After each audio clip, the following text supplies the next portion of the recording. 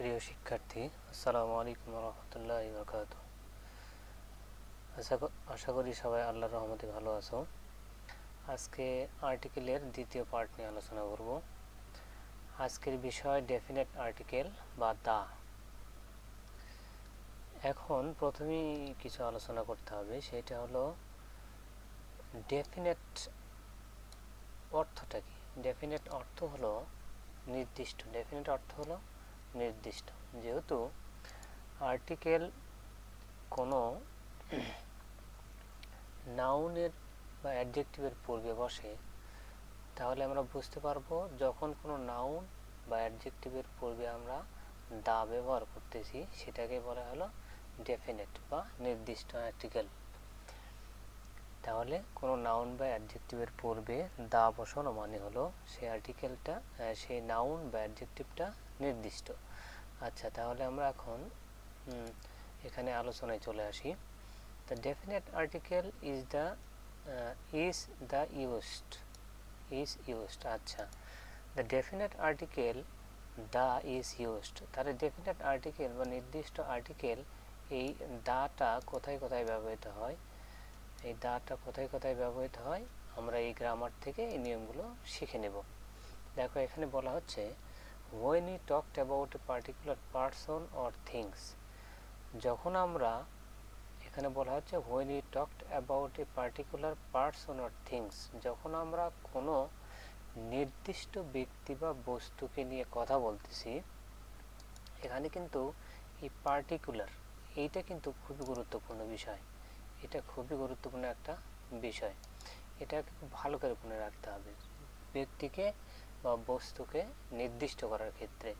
or on already referred, আর সেরকম একটা on already referred, আর সেরকম একটা বিষয় যেটা অলরেডি কী হয়ে গেছে, উল্লেখ করা হয়েছে। তার মানে হলো এমন একটা বিষয় নিয়ে, তোমার ব্যক্তি বা বস্তু নিয়ে তোমার সামনে কথা বলা হচ্ছে, যেই বস্তু বা ব্যক্তি সম্পর্কে তুমি ইতিমধ্যেই একটা বাক্য হলেও বা একটা বিষয় হলেও তুমি জেনে আসছো। সুতরাং এটা তোমার কাছে এখন পরিচিত বা নির্দিষ্ট।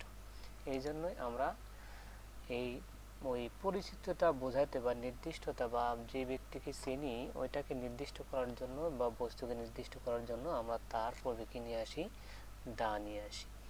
আরও কি বলা হচ্ছে দেখো, when it is clear from the context which one already referred to। আর এটা আরও বিষয়টা ক্লিয়ার করে যে এটা অলরেডি আমাদের কাছে কি পরিচিত করানো হয়েছে বা এটা আমরা কি অলরেডি চিনি। দেখো, তারপর আমরা, তার মানে আমরা বুঝলাম ডেফিনেট আর্টিকেল হলো এমন একটা বিষয় বা এমন একটা অ্যাডজেক্টিভ বা নাউনকে বোঝায় যে নাউন সম্পর্কে আমরা ইতিপূর্বে কি পরিচিত হয়ে আসছি। তার উদাহরণগুলো একটু দেখো, এখানে আরও তোমাদের স্পষ্ট হয়ে যাবে বিষয়গুলো। এখানে বলা হচ্ছে the book you want is out of print. এখানে বলা হচ্ছে তুমি যে বইটা চাও সেটা কি এখনো প্রিন্ট হয় নাই। তাহলে কি এখানে এখানে বই বলতে কিন্তু যে কোনো বইকে বোঝানো হচ্ছে না, এটা এই বইটা কিন্তু ইউ ওয়ান্টের সাথে নির্দিষ্ট হয়ে গেছে। কারণ তুমি যে কোনো বই তো চাচ্ছ না, তুমি একটা নির্দিষ্ট বই, কিন্তু এখানে নির্দিষ্ট বইয়ের কথা বলা হচ্ছে যে এই বইটা তুমি কি চাও। তাহলে এই বইটা ইউ ওয়ান্ট এটার সাথে কি হয়ে গেছে, নির্দিষ্ট হয়ে গেছে। এখানে আর যে কোনো বইকে বোঝাচ্ছে না, তোমার আমার বাসায় যে বইগুলো আছে সেগুলোকে বোঝাচ্ছে না। ইউ ওয়ান্ট বা তুমি চাও বা আমি চাই যে বইটা, সেটা এখানে কি, তার মানে তুমি আমার কাছে হোক বা যার কাছে হোক একটা বই চাইছিলে, নামও বলছিলে। এখন তুমি এসে তুমি তাকে জানাচ্ছ যে তুমি যে আপনি যে বইটা চান সেটা তো এখনো প্রিন্ট হয়নি। এখানে কিন্তু আর যে কোনো বইটাকে বোঝাচ্ছে না, যেটা চাওয়া হয়েছে ইতিমধ্যেই সেটা কিন্তু বোঝাচ্ছে। এখানে প্রশ্ন করলে আরও বিষয়টা ক্লিয়ার হয়ে যায়।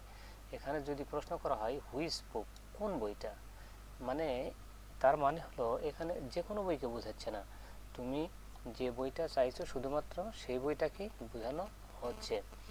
দ্য ওয়ান, অ্যান্সার হলো কি দ্য ওয়ান ইউ ওয়ান্ট, সেইটা যেটা আপনি কি চান। তাহলে এখানে যেন তেন বইকে বোঝানো হচ্ছে না।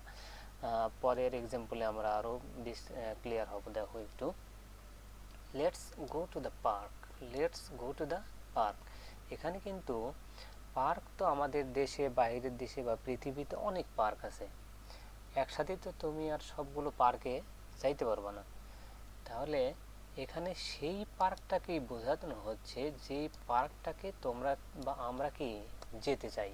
তাহলে আমরা যেতে চাই যে পার্ক, সেটা কিন্তু আমাদের মনের ভেতরেই আছে, বা অলরেডি তুমি কিন্তু জানো যে তুমি ওই পার্কে যাবা। এই পার্কটা কিন্তু আমাদের জন্য বা তোমাদের জন্য নির্দিষ্ট।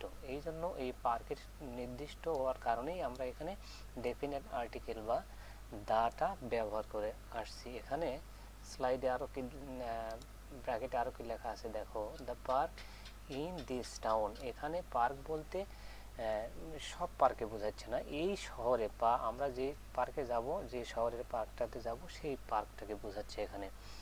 এখানে এই টাউন না দিয়ে আমি এটা এভাবে আরও মনে রাখি, এক কথায় পার্কটা আমি চিনি, আমি যে পার্কে যাব অবশ্যই আমি সেই পার্কটা চিনি। নির্দিষ্ট পার্কেই তো একসাথে তো আর দুইটা পার্কে যাওয়া যায় না।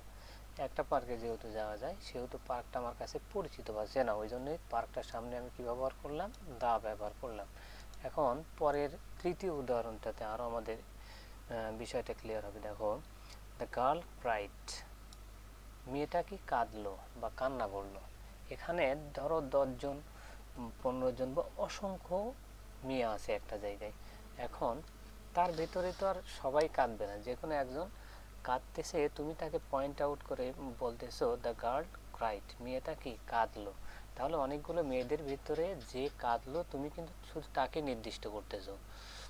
ওই নির্দিষ্টতা করার জন্য ওই নির্দিষ্ট যে কান্নাকারী মেয়েটাকে নির্দেশ করার জন্য এখানে আমরা কি দা ব্যবহার করছি। এখানে কিন্তু এ গার্ল ক্রাইড বললে কিন্তু আর সেটা নির্দিষ্ট থাকতো না, সেটা কি অনির্দিষ্ট, মানে অনেকগুলো গার্ল আছে তার ভিতরে যে কেউ হতে পারতো, অনির্দিষ্ট হতো। কিন্তু দ্য গার্ল ক্রাইড, এই গার্লরা এই ক্রাইডের সাথে নির্দিষ্ট হয়ে যাওয়ার কারণে এটা কি হয়ে গেছে, সামনে আমরা দা ব্যবহার করলাম। এখন দেখো এখানে বলা হচ্ছে the girl is equal to, বলা হচ্ছে the girl already talked about.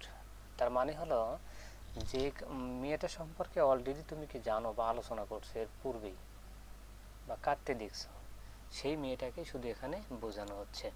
তারপরে 2 নম্বর নিয়মে আমরা চলে আসি। দেখো, when a singular noun is meant to present a whole class, এখানে বলা হচ্ছে যখন কোনো সিঙ্গুলার বা একক নাউনকে সম্পূর্ণ একটা শ্রেণী, হোল ক্লাস, এখানে মনে রাখতে হবে যদি একটা নাউন দ্বারা তুমি একটা প্রাণী বা ব্যক্তির বা বস্তুর পুরো শ্রেণীকে বোঝাতে চাও একটা নাউন দ্বারাই বা অ্যাডজেক্টিভ দ্বারাই, তার পূর্বে আমরা কি ব্যবহার করি, দা ব্যবহার করি।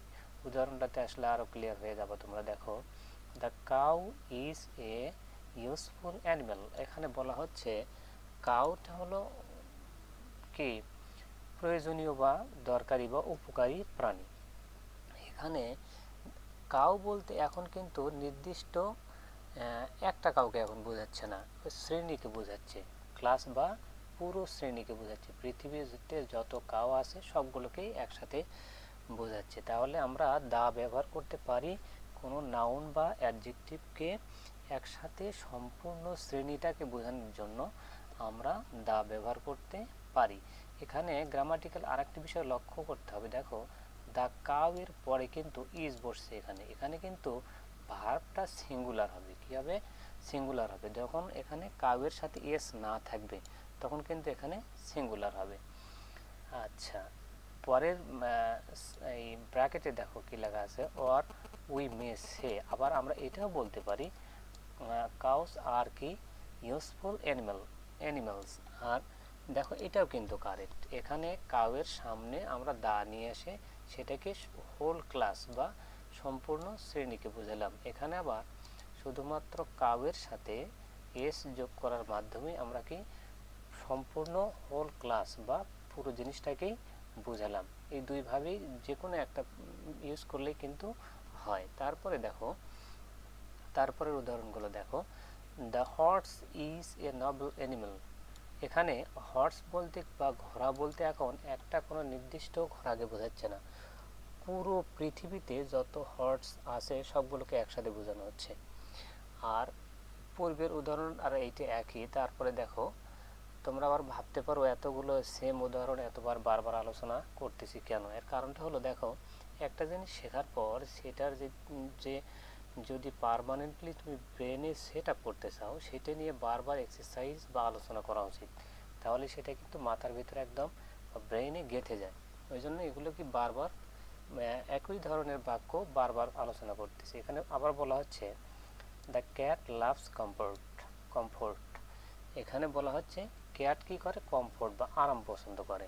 এখানে এখানে ক্যাট বলতে কিন্তু আর একটা যে কোনো ক্যাট বোঝানো হচ্ছে না। এক কথায় যতগুলো পৃথিবীতে ক্যাট আছে, এখানে যে রুলসে বলা হয়েছে হোল ক্লাস, পুরো শ্রেণীতে বা পুরো পৃথিবীতে যতগুলো ক্যাট আছে সবগুলোকেই একসাথে বোঝানো হচ্ছে। আবার এখানে বলা হচ্ছে the rose is the sweetest of all flowers. গোলাপ হলো সব ফুলের ভিতরে সবচেয়ে কি মিষ্টি।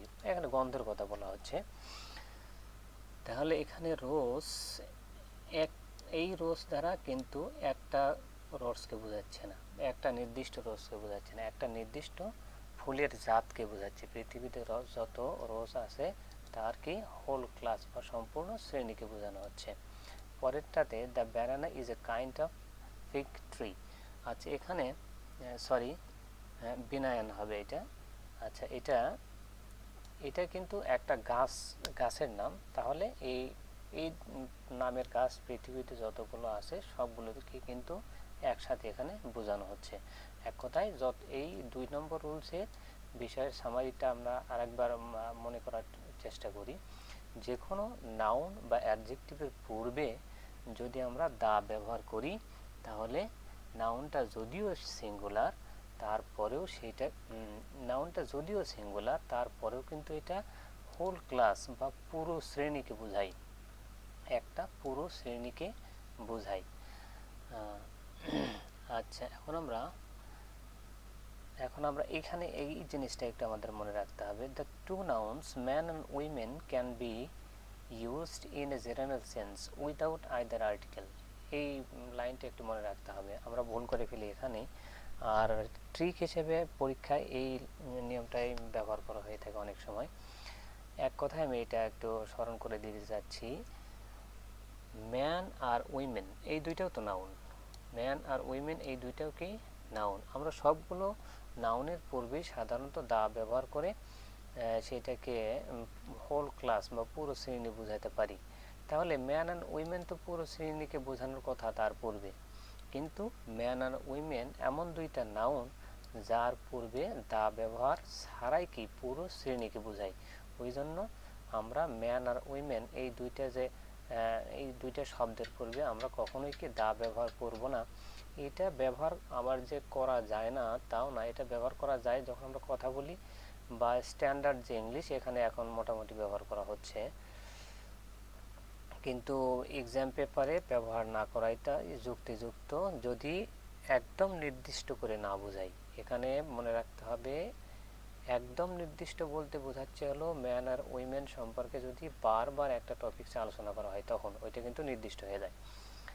দেখো এখানে এখানে যে জিনিসটা আমি পূর্বে বললাম সেটা আরও ক্লিয়ার করা হয়েছে। But in present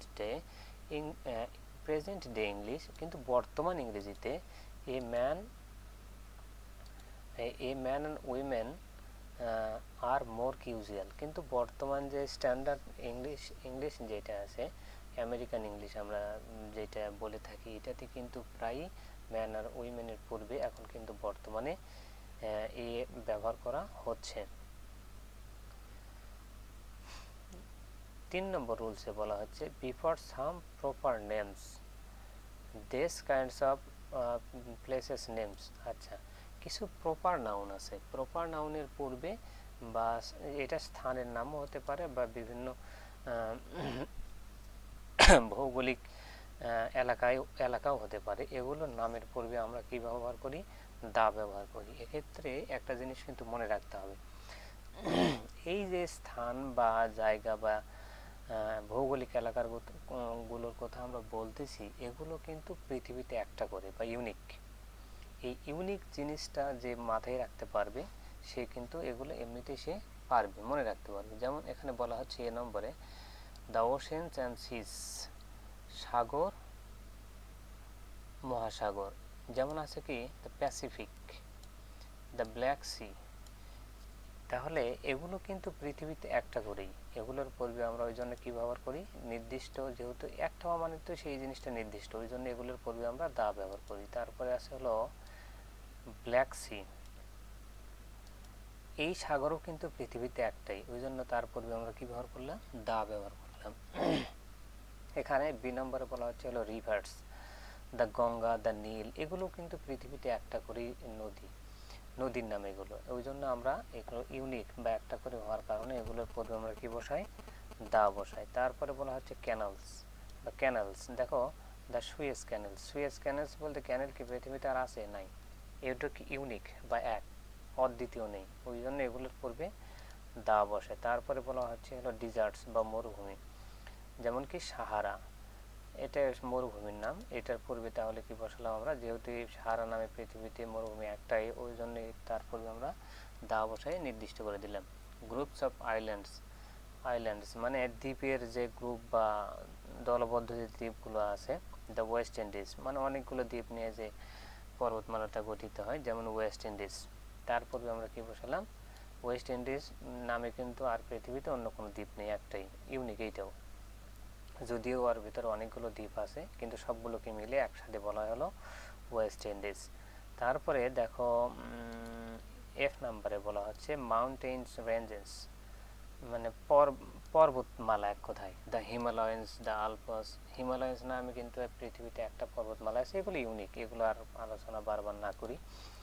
a very few names of countries which includes words like Republican kingdom, আচ্ছা কিছু দেশ আছে এগুলো কি একটা যদিও নাম একটা কিন্তু এর ভিতরে অনেকগুলো দেশ অন্তর্ভুক্ত থাকে, রিপাবলিক বলা হয় বা কিংডম বলা হয়, এগুলোর পূর্বে রিপাবলিক বা যে দেশগুলো দ্বারা যে দেশগুলো রিপাবলিক এবং কিংডম ভুক্ত, সেই দেশগুলোর নামের পূর্বে আমরা কি ব্যবহার করি, দা ব্যবহার করে থাকি। যেমন এখানে দ্য আইরিশ রিপাবলিক, এই যে রিপাবলিক, আইরিশ রিপাবলিক, আইরিশ রিপাবলিককে বোঝানোর জন্য আমরা এখানে কি ব্যবহার করলাম, দা ব্যবহার করলাম। তারপরে ইউনাইটেড কিংডম, এখানে কিন্তু দেখো এখানে বলা হয়েছিল রিপাবলিক এবং কিংডম বোঝাবে, দেখো প্রত্যেকটা নাউন, যদি এগুলো কম্পাউন্ড নাউন, এগুলোর পূর্বে পরে কিন্তু রিপাবলিক অথবা কিংডম আছে, ওই জন্য এগুলো নির্দিষ্ট, ওই জন্য আমরা এর পূর্বে কি বসালাম, দা বসালাম।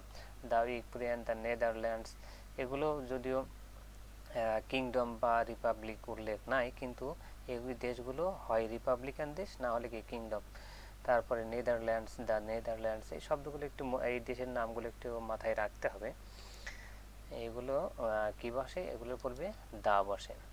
4 নম্বরে আমরা চলে আসি, before the names of certain books, নির্দিষ্ট কোনো বইয়ের নাম বোঝালে তার পূর্বে আমরা কি ব্যবহার করি, দা ব্যবহার করি। এখানে দেখো এখানে গুরুত্বপূর্ণ যে বিষয়টা সেটা হলো কি সার্টেন, নির্দিষ্ট, মানে ওই নামে আর কোনো বই নাই, ওই একটা বই আছে, ওই জন্য এগুলোর পূর্বে আমরা কি ব্যবহার করি, দা ব্যবহার করে থাকি। আর এগুলো কিন্তু সাধারণত এখানে যে এক্সাম্পলগুলো দেওয়া আছে এগুলো কিন্তু ধর্মগ্রন্থ বা বিখ্যাত গ্রন্থগুলো, এই নামে তো আর কোনো গ্রন্থ নাই, ওই জন্য এগুলোর পূর্বে কী বসে, দা বসে, এটা নির্দিষ্ট বই, যেমন Vedas, the Puranas, the Iliad, the Ramayana, এই বইগুলো নির্দিষ্ট, ওই জন্য এগুলোর পূর্বে আমরা কি ব্যবহার করি, দা ব্যবহার করি।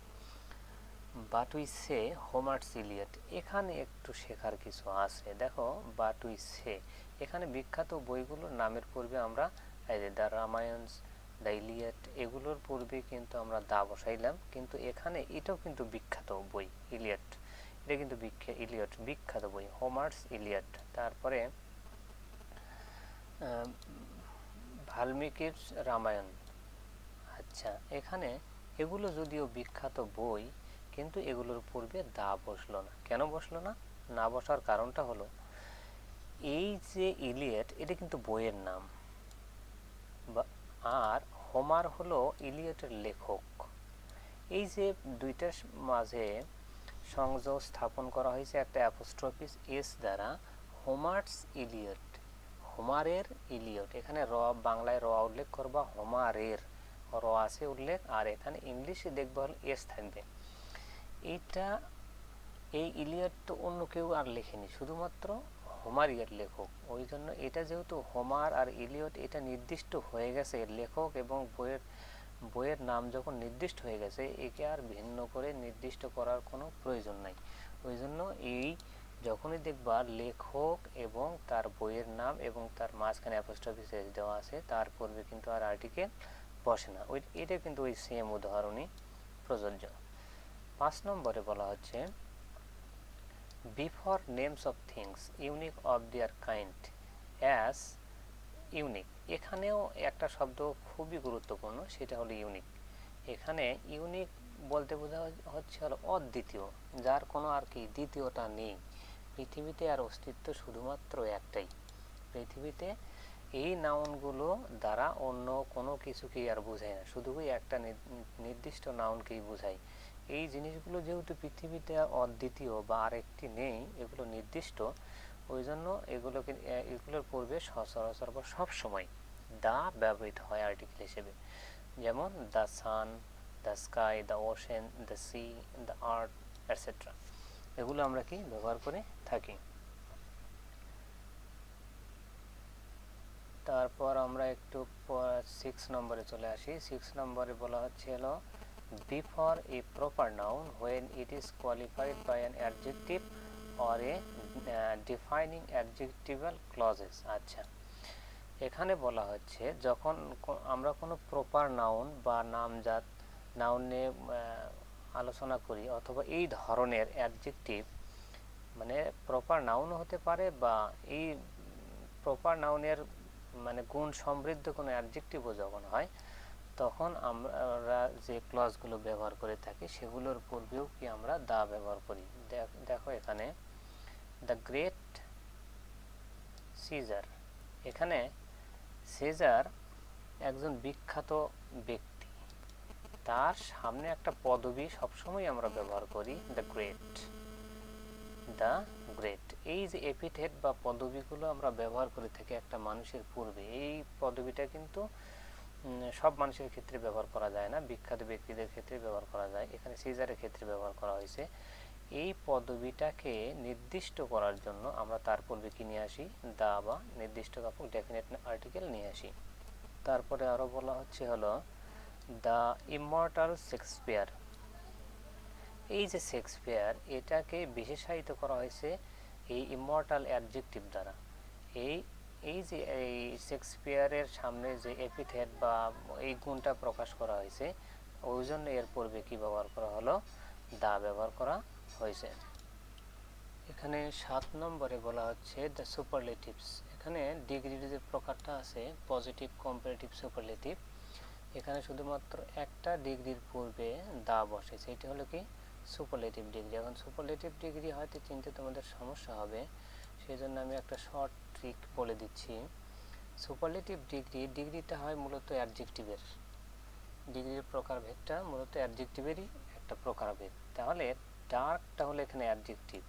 এরকম অ্যাডজেক্টিভের পরে যখন ইএসটি অথবা এসটি যোগ হয়, সাধারণত সেটি হলো সুপারলেটিভ চেনার উপায়। তাহলে সুপারলেটিভ খুব সহজে চেনার উপায় হলো অ্যাডজেক্টিভের শেষে ইএসটি বা এসটি সাধারণত থাকে। এই অ্যাডজেক্টিভের শেষে যখনই দেখবা ইএসটি, সাধারণত এই অ্যাডজেক্টিভগুলোর এইগুলো হলো সুপারলেটিভ, এবং সুপারলেটিভ ডিগ্রি এর পূর্বে কি বসে, দা বসে। এখানে আমরা একটু লক্ষ্য করে দেখো, the darkest cloud has a silver lining.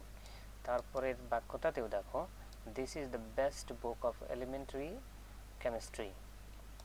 এখানে দেখো দ্য বেস্ট, এখানে কিন্তু এর পজিটিভ হলো গুড, তারপরে বেটার, তারপরে হলো বেস্ট। সুপারলেটিভ যখনই হয়েছে তখন কিন্তু এই অ্যাডজেক্টিভের শেষে ইএসটি অথবা এসটি আমরা লক্ষ্য করতে পারছি।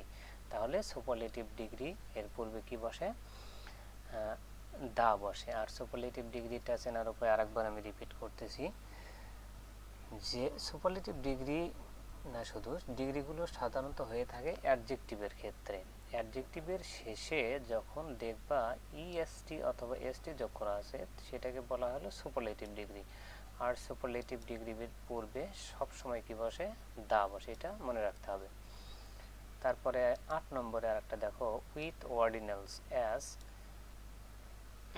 অর্ডিনাল যে সংখ্যাগুলো, অর্ডিনাল যে শব্দগুলো, যেমন first, second, third, fourth, fifth, এগুলো ক্রমবাচক যে শব্দগুলো যে আছে, এগুলো যেহেতু একটা নির্দিষ্ট সংখ্যাকে বোঝায় বা পজিশনকে বোঝায়, ওই জন্য এগুলোর পূর্বে সবসময় কি বসে, দা বসে। যেমন ফার্স্ট এখানে যদি থাকতো হি ওয়াজ দ্য সেকেন্ড, এখানে কিন্তু সেকেন্ড থাকলেও এখানে আমরা কি বসাতাম, দা বসাতাম। হি ওয়াজ দ্য ফোর্থ, ফোর্থ থাকলেও কিন্তু এখানে আমরা কি দা বসাতাম। এইটা হলো এর নিয়ম। তারপরে নাম্বার 9-এ বলা হচ্ছে বিফার মিউজিক্যাল ইনস্ট্রুমেন্ট বা বাদ্যযন্ত্র। বাদ্যযন্ত্র পূর্বে আমরা কি বসাবো, দা বসাবো, কারণ ওই নামটা ওই বাদ্যযন্ত্রের সাথেই শুধুমাত্র কি নির্দিষ্ট। যেমন he can play the flute, এটা কিন্তু এই ফ্লুট বলতে একটা শুধু বাদ্যযন্ত্রকেই নির্দিষ্ট করে বোঝানো হয়। তারপরে নাম্বার 10-এ বলা হচ্ছে before an adjective when the noun is understood as. তাহলে দেখো, অ্যাডজেক্টিভের পূর্বে আমরা কি দা ব্যবহার করতে পারি। যখন আমরা বুঝতে পারি যে এটা অ্যাডজেক্টিভ, তার পূর্বেও দা বসাইতে পারি। এখানে আরেকটি জিনিস আমি পরিষ্কার করে দিচ্ছি, যেটা আমার মনে রাখার একটা কৌশল, সেটা হলো অ্যাডজেক্টিভ দেখো যখন সাবজেক্ট হিসেবে বাক্যের প্রথমে বসে তখন তার পূর্বে আমরা দা ব্যবহার করি, এবং এই যে দা ব্যবহার করলাম, এই দা দ্বারা এই অ্যাডজেক্টিভকে আর কোনো নির্দিষ্ট একক ব্যক্তিকে বোঝাচ্ছে না, এটা কিন্তু পৃথিবীতে যত পোর আছে সবগুলোকে একসাথে বোঝাচ্ছে। ওই জন্য অ্যাডজেক্টিভের পূর্বে আমরা কি নিয়ে আসি, এখানে দা নিয়ে আসি। তাহলে অ্যাডজেক্টিভ যখনই বাক্যের সামনে আসবে তার পূর্বে আমরা কি নিয়ে আসবো, দা নিয়ে আসবো, এবং তার দ্বারা সমস্ত একটা অংশকে বোঝাবো। আরেকটা গ্রামাটিক্যাল নিয়ম এখানে মনে রাখতে হবে, যখনই তুমি দা প্লাস অ্যাডজেক্টিভ ব্যবহার করলা তখন ভার্বটা কিন্তু প্লুরাল হবে। এখানে এখানে দেখো আর আছে, এখানে কিন্তু ইস ব্যবহার করা যাবে না, কারণ হলো এখানে দা পোর বলতে পৃথিবীতে যত গরিব আছে সবগুলোকে কিন্তু বোঝাচ্ছে, এক কথায় একক কোনো জিনিসকে এখানে বোঝায় না।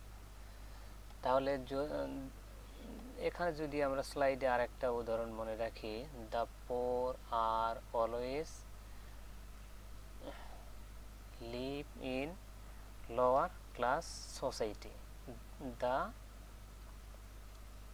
তাহলে আবার দ্য ব্রেভ আর অলওয়েজ কি রেসপেক্টেড, দ্য ব্রেভ আর কিন্তু বলতেছি, তাহলে দ্য ব্রেভ হলো এখানে অ্যাডজেক্টিভ, ওই জন্য তার পূর্বে আমরা কি দা নিয়ে আসলাম। ওরকমই দ্য পোর এখানে হলো, এই পোরটা হলো অ্যাডজেক্টিভ, ওই জন্য আমরা তার পূর্বে দা নিয়ে আসলাম এবং সমস্ত জাতিকে বোঝালাম। এখানে আবারও মনে রাখতে হবে এখানে ভার্ব সব সময় প্লুরাল হবে, সেই হিসেবে কাজ করতে হবে। যদিও পোর দেখে তোমার মনে হবে এখানে এস নাই, কিছু নাই, প্লুরাল চেনার তো কোনো উপায় নেই, এখানে ইজ দেই, ইজ দিলে কিন্তু হবে না, আবার সিঙ্গুলার ভার্ব দিলে হবে না। তারপর আবার বলা হচ্ছে before a noun with emphasis to give the force of a superlative native as কে, আচ্ছা the verb is what, আচ্ছা the verb is the word এখানে in a sentence, এখানে ভার্বটা বলতে কিন্তু ভার্বকে বোঝাচ্ছে না, এখানে ভার্ব যে পার্টস অফ স্পিচের একটা প্রকার সেই নাউনটাকে ইন্ডিকেট করতেছে, এবং ওই জন্য এর পূর্বে কি ব্যবহার করা হয়েছে, দা ব্যবহার করা হয়েছে। তারপরে আবার বলা হচ্ছে as an adverb with comparatives। আমরা পূর্বেই দেখে আসলাম যে ডিগ্রির যে প্রকারগুলো আছে তার ভিতরে শুধুমাত্র সুপারলেটিভের পূর্বে কিন্তু কি বসে, আমাদের দা বসাইতে পারি, কিন্তু এখানে এই নিয়মটাতে বলা হচ্ছে যে কম্পারেটিভের পূর্বেও আমরা কি দা ব্যবহার করতে পারবো। এখন সেটা কেন, যদিও এই বইটাতে বা ইয়াতে ক্লিয়ার করা নাই, আমি যেভাবে মনে রাখি সেটাই তোমাদেরকে বলতেছি। দেখো এই বাক্যটাকে দ্য মোর দ্য ম্যারিয়ার, এখানে কম্পারেটিভ কিন্তু দুইটা, দ্য মোর একটা, দ্য ম্যারিয়ার একটা। যখন তোমরা দেখবা বা একই বাক্যে একাধিক কম্পারেটিভ আছে তখন যতগুলো কম্পারেটিভ থাকবে সবগুলোর পূর্বেই কিন্তু দা ব্যবহার করতে হবে। এখন বলতে পারো কম্পারেটিভ আমরা চিনবো কিভাবে, কম্পারেটিভ চেনার উপায় কিন্তু খুব সহজ, আমি এক ট্রিক্স বলে দিচ্ছি। সেটা হলো যখন অ্যাডজেক্টিভের শেষে তুমি আর ই অথবা ই আর দেখবা তখন তোমাকে বুঝতে হবে এটা সচরাচর কি কম্পারেটিভ ডিগ্রি। এটা কিন্তু সব সময় না, এটা মনে রাখার একটা ট্রিক্স। সব একটা জিনিস বেশি মনে রাখতে হবে, অ্যাডজেক্টিভের শেষে যখন ইআর থাকবে সেটা কিন্তু কম্পারেটিভ। আর এটা খুব কম থাকে, ইআরটাই বেশি থাকে। ইআর যেটা দেখাচ্ছি বারবার এটা বেশি থাকে, আর কি কম থাকে। তাহলে এটা হলো কম্পারেটিভ ডিগ্রি। আর কম্পারেটিভ ডিগ্রি একই বাক্যে যখন একাধিক থাকবে তার পূর্বে আমরা কি ব্যবহার করি, যতগুলো থাকবে সবগুলোর পূর্বে আমরা দা ব্যবহার করব। এখানে পরের বাক্য আরও ক্লিয়ার হচ্ছে, দেখো the more they get the more they want. এখানে দ্য মোর, এখানে একটা কম্পারেটিভ ডিগ্রি, এখানে একটা কম্পারেটিভ ডিগ্রি, দুইটা কিন্তু একই রকম, তারপরেও তো দুইবার আসছে, অতএব দুইটার পূর্বে কি বসাবো আমরা, দা বসাবো। তাহলে আজকে আমরা মোটামুটি এই তোমাদের ডেফিনেট আর্টিকেল দা সম্পর্কে মোটামুটি আলোচনা হইলো। আমরা আরও কিছু আলোচনা করব একটু পরে। আরেকটা বই থেকে আরও কিছু রুলস আমরা প্র্যাকটিস করব। যে রুলসগুলো ব্যতিক্রম সেগুলোকে আমি হাইলাইট করে রাখছি। দেখো এখানে দেখা হচ্ছে এ নম্বরে বলা হচ্ছে the is the same for singular and plural and for all genders. তাহলে এখানে বলা হচ্ছে দা সিঙ্গুলার নাউন বা অ্যাডজেক্টিভের পূর্বে বসতে পারে, এই যে প্লুরাল নাউন বা অ্যাডজেক্টিভের পূর্বে বসতে পারে বা অন্য পার্টস অফ স্পিচের পূর্বে বসতে পারবে। আর যে কোনো জেন্ডারের পূর্বেও যে কোনো জেন্ডারের পূর্বেও কি বসতে পারে। এখানে দেখো বলা হচ্ছে দা বয়, এখানে বয়টা কিন্তু সিঙ্গুলার, তার পূর্বেও কি ব্যবহৃত হলো, দা ব্যবহার করা যাচ্ছে। তারপরে আবার আছে দা বয়েজ, এখানে দা আসলো, এখানে কিন্তু নাউনটা কি প্লুরাল, তারপরেও এখানে কি দা আসলো। তার মানে আমরা এখানে শিখলাম দা সিঙ্গুলার এবং প্লুরাল উভয় নাউন বা অ্যাডজেক্টিভের পূর্বে বসতে পারে। তারপরে এখানে আরও উদাহরণ দেখো, দ্য গার্ল দ্য গার্লস, এখানে প্রথমে একটা সিঙ্গুলার পর একটা প্লুরাল। এই যে দ্য ডে দ্য ডেইজ, একটা সিঙ্গুলার আর একটা কি প্লুরাল। তাহলে সিঙ্গুলার প্লুরাল যে কোনো নাউনের পূর্বেই কি দা ব্যবহার করা যায়। এখানে গ্রামাটিক্যাল রুলস আর একটা নোট করে রাখতে হবে, যখন এই নাউনটা সিঙ্গুলার হবে তখন কিন্তু পরবর্তী ভার্বটা কিন্তু সিঙ্গুলার নিতে হবে। আর যখন এই নাউনটা প্লুরাল, এখন যেমন দেওয়া আছে দ্য বয়েজ, পরের ভার্বটা কিন্তু অবশ্যই কী হবে, প্লুরাল হবে। এই গ্রামাটিক্যাল রুলসগুলো তো আমরা যখন টেন্সে আসবো বা সাবজেক্ট বা ভার্ব এগ্রিমেন্ট অধ্যায়ে আসবো তখন আমরা ভালো করে আলোচনা করবো ইনশাল্লাহ। তারপরে এখানে আমাদের আর পড়ার মতো কিছু নেই। এখানে 2 নম্বরে দেখো, before a noun which has become definite as a result of being mentioned a second time।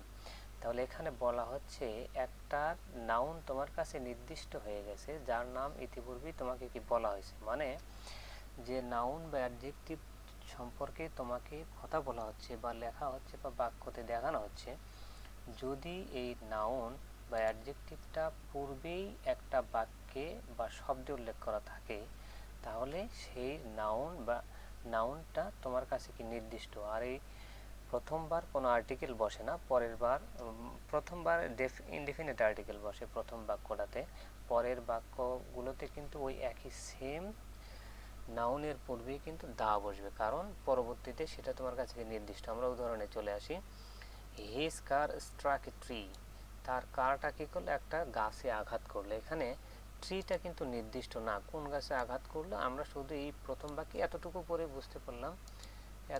পরে বুঝতে পারলাম তার গাছটা কোনো একটা, তার গাড়িটা বা কারটা কোনো একটা ট্রি বা গাছে কি আঘাত করছে। এটা কিন্তু এখন আমরা জেনে গেলাম, তার কার সম্পর্কে এবং ট্রি সম্পর্কে জেনে গেলাম শুধুমাত্র, ওই জন্যে এখানে অনির্দিষ্ট একটা গাছকে বোঝানোর জন্য নিয়ে আসা হয়েছে। কিন্তু পরের বাক্যতে আবার দেখো, you can still see the mark on the tree, তুমি এখনও সেই গাছটাতে কি চিহ্ন দেখতে পারো। এখানে দ্য ট্রি বলতে এখন কিন্তু আর যে কোনো গাছকে বোঝাচ্ছে না, সেই গাছটাকে বোঝাচ্ছে যে গাছটাতে তার কারটা কি আঘাত করেছিল।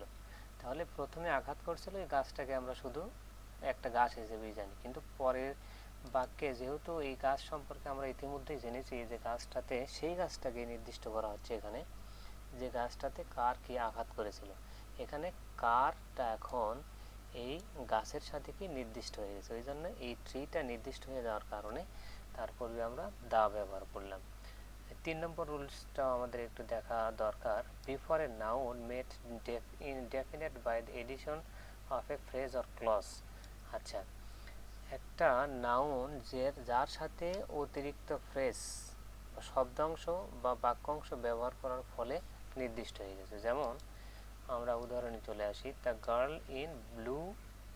তাহলে দ্য গার্ল ইন ব্লু, এখানে গার্ল বলতে কিন্তু যে কোনো মেয়েকে বোঝাচ্ছে না। যে মেয়েটা ব্লু পোশাক পরে আছে বা ব্লু কোনো কিছু ধরে আছে সেই মেয়েটাকে নির্দিষ্ট করে বলা হচ্ছে। ওই জন্যে এই গার্লের পূর্বে আমরা কী ব্যবহার করলাম?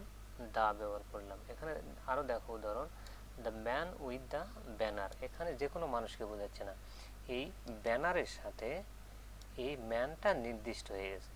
ওই জন্য এই ম্যানকে আমরা নির্দিষ্ট করে কি বোঝাইছি? দা বসাইছি। আর ব্যানার যেহেতু ম্যানের সাথে নির্দিষ্ট, ওই জন্য ব্যানারের সামনে কি দা ব্যবহার করছি। এগুলো হলো একটু মনে রাখার বিষয়। পরবর্তীতে এখানে আরেকটা ব্যতিক্রম নিয়ম আছে। দেখো, the is used before the adjective east west etcetera plus noun in certain names. এখানে বলা হচ্ছে হলো ইস্ট ওয়েস্ট নর্থ সাউথ, এই দিক, এগুলো কিন্তু ইউনিক, এগুলো মনে রাখতে হবে। ইস্ট ওয়েস্ট নর্থ সাউথ এটা কিন্তু একটা করে দিক। ইস্ট নামে আর কোনো দিক নাই, ওয়েস্ট নামে আর কোনো দিক নাই। অতএব এগুলোর পূর্বে নির্দিষ্ট, যেহেতু এগুলোর পূর্বে আমরা কি দা ব্যবহার করব। আর এগুলোর পর যদি নাউন থাকে তাহলে তো আরও নির্দিষ্ট হয়ে গেল সেইটাই। আচ্ছা, তারপরে আমরা এইটাতে চলে আসি, the is used before other proper names conjunctive adjective plus noun. এই গঠনটা একটু মনে রাখতে হবে। যদি একটা compound subject adjective plus noun হয়, এটা নিয়ে একটু আগে বলি। ন্যাশনাল গ্যালারি, এখানে ন্যাশনালটা হলো অ্যাডজেক্টিভ, গ্যালারি হলো নাউন। তাহলে অ্যাডজেক্টিভ আর নাউন যখন একসাথে একটা সাবজেক্ট হিসেবে ব্যবহার হচ্ছে, তখন তার পূর্বে আমরা কি ব্যবহার করতেছি? দা ব্যবহার করতেছি। দেখো, এটা কিন্তু মনে রাখতে হবে, অ্যাডজেক্টিভ প্লাস এই যে গঠনটা, অ্যাডজেক্টিভ প্লাস নাউন। এখানে অর বলা হচ্ছে, or noun plus of plus noun, এটাও কিন্তু একটা গঠন। এটার উদাহরণ হলো, দেখো, দ্য টাওয়ার, এখানে দ্য টাওয়ার, এখানে কিন্তু টাওয়ারটা নাউন, অফ আছে দেখো ওখানকার অফ, তারপর কি লন্ডন আরেকটা নাউন। তাহলে noun plus noun plus noun, of plus noun, যখন এই গঠনটা থাকবে noun plus of plus noun, তখন তার পূর্বে আমরা কি ব্যবহার করব? দা ব্যবহার করব। কারণ হলো এই টাওয়ার বলতে যে কোনো টাওয়ারকে বোঝাচ্ছে না, এটি কিন্তু লন্ডনের টাওয়ারকেই বোঝাচ্ছে। ওই জন্য তার পূর্বে আমরা কি ব্যবহার করলাম? দা ব্যবহার করলাম। আজকের মতো আলোচনা এতটুকুতেই শেষ। তোমাদের ক্লাস আরও কীরকম নিলে ভালো হয় তোমরা কমেন্টে আমাকে জানাবা। আর চ্যানেলটাকে সবার কাছে পৌঁছে দেওয়ার জন্য, এখান থেকে আমার প্রফিটের কোনো ইচ্ছে নাই। সবাইকে, চ্যানেলটার উদ্দেশ্য হলো সবাইকে শেখানো, সবাইকে একটা হেল্প করা। আমার নিজেরও হেল্প হচ্ছে, আমিও শিখতে পারতেছি। সবার কাছে পৌঁছে দেওয়ার জন্য তোমরা বড় মানসিকতার পরিচয় দিয়ে এই চ্যানেলটাকে শেয়ার করে দিবা, কমেন্ট করবা, সাবস্ক্রাইবও করে রাখবা, যাতে নতুন কোনো ভিডিও আপলোড করার সাথে সাথে তোমরা তা দেখতে পারো। সবার জন্য শুভকামনা। সবাই সুস্থ এবং ভালো থাকো, এই আশা রেখে আজকের ক্লাস এখানে শেষ করছি। আল্লাহ হাফেজ। আসসালামু আলাইকুম রহমতুল্লাহ।